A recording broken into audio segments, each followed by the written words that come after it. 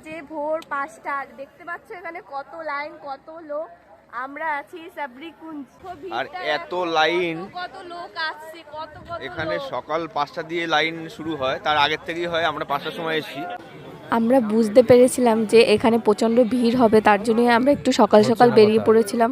এরপর আমরা যে পুরো সামনেই বসে পড়েছিলাম, কিন্তু গাইস তারপরই এত ভিড় হয়ে গেছে, আমরা ভাবতে পারিনি এখানে এত লোক হবে, এত ভিড় হবে।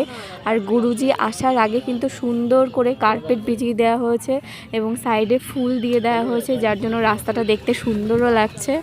আর এখানে গুরুজির শিষ্যরা কিন্তু সকালবেলা থেকেই সুন্দরভাবে পরিষেবা দিচ্ছে, যাতে কারো কোনো সমস্যা না হয়।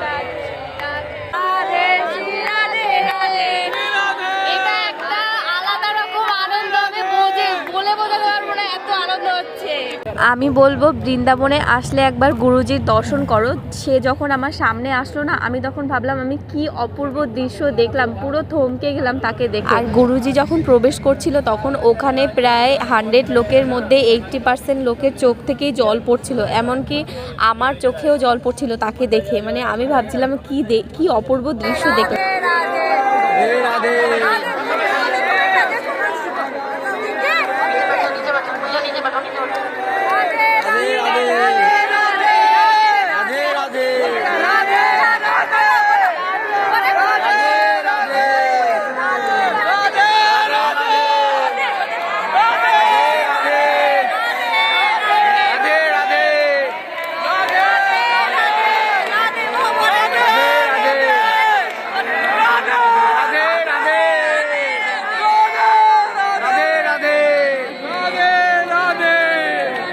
আর গুরুজি কিন্তু প্রতিদিনই এরকমভাবে সুন্দরভাবে ভক্তদের দর্শন দেয়, আর প্রতিদিনের মতো আজকেও কিন্তু দর্শন দিয়ে সে গাড়িতে উঠে চলে গেলেন।